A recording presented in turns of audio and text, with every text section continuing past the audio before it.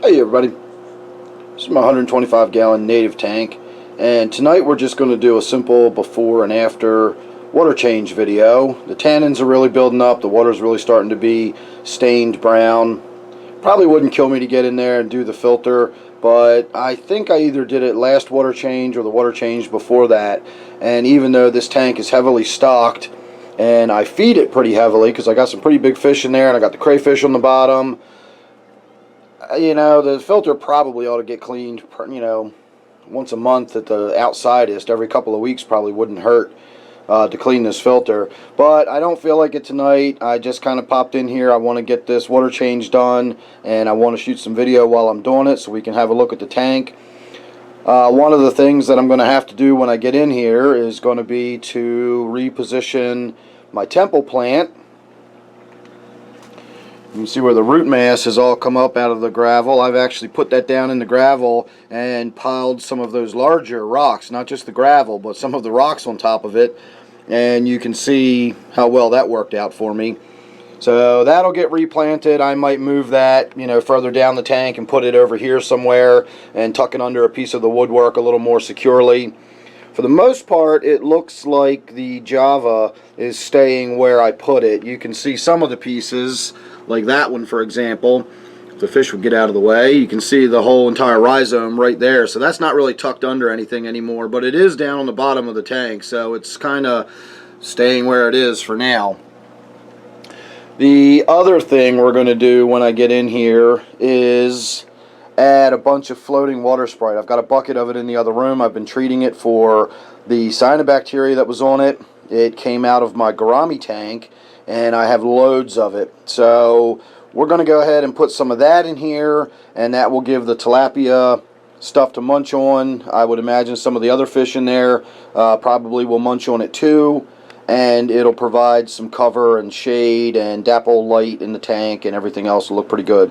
So let me get started with it. Maybe we'll have a look halfway through when the water level's down. Otherwise, we'll go ahead and move forward to the before and after at the end. Alright, we're going to call this good and start filling it back up here in just a few minutes.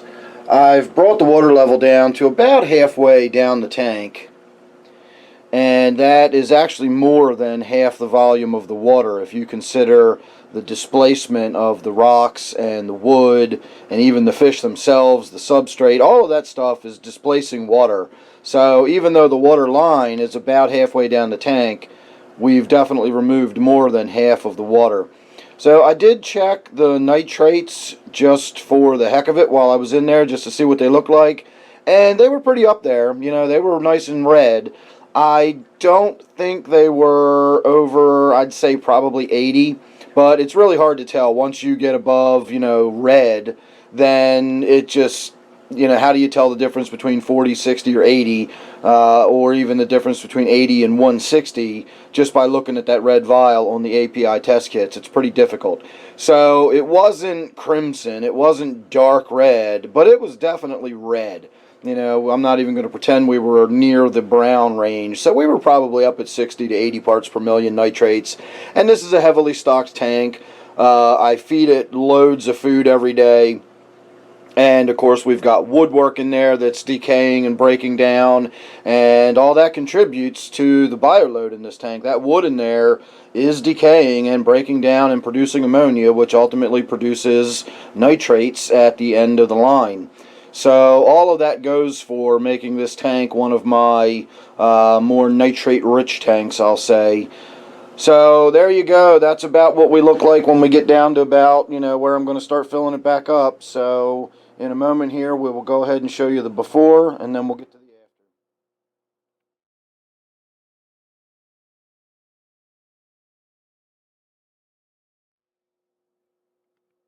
after. Alright, and there's your after.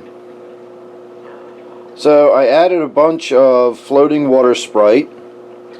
I got the temple plant tucked in to the center here, and I've got it wedged in there pretty good now, so we'll see how long it lasts.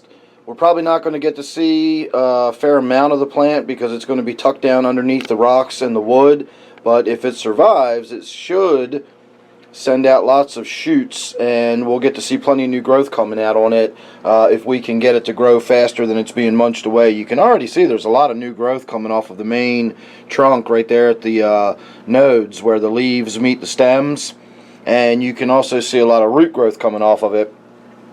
So I'm excited about that. It has been munched up pretty good, but you can also see it's got a lot of new growth coming out on it. So we also put the floating water sprite in here. I put several plants. These are the two of the larger ones. You can see that it's two individual root masses. They're just kind of lined up so that when you look straight on, it looks like one plant. But that's actually quite a few plants in there.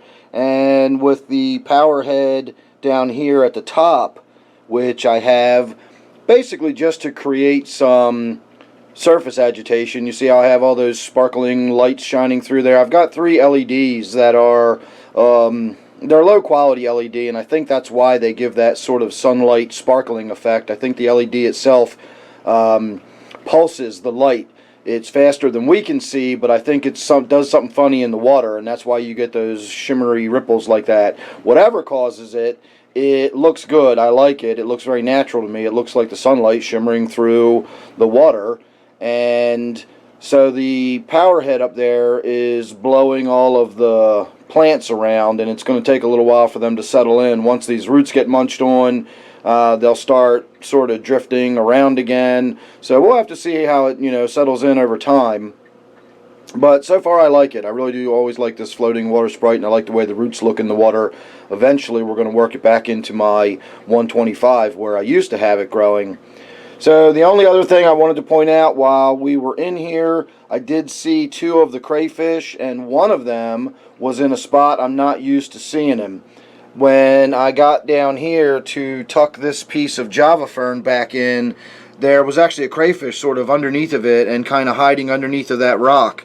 So I don't know if that's the one that we normally see over here in the piece of woodwork, because it's not there now. But I saw that one under the Java fern, and then of course I saw the one that lives down in this little cave right here while I was in there. In fact, let's see if we can get enough of an angle. You can kind of almost see his little antennae sticking out now. At least I can. I don't know if it's coming out on camera or not, but he's in there. And so we've still definitely got 2, but I think we might still have 3 crayfish in there. At any rate, the weather's warming up. We are a day or 2 away from it being March, so it can't be too much longer before we get the nicer weather sticking around permanently, and then we'll be able to get out and get down to the stream and maybe catch some more crayfish. And I'd really like to catch some more of these rosy side dace. I think that's the only fish that I'm going to put any more of from around here locally anyway, is some of these. I'd love to have a school of about 8 or 10 of them swimming around in here. They're absolutely gorgeous. So make sure you're subscribed, that way you won't miss any of the updates I got coming up on this tank or any of my other tanks. And again, very soon we'll be able to get outside and start doing some stuff outdoors as well. So thanks again for watching. Don't forget, this one's my 125 gallon native tank. See you real soon in the next one.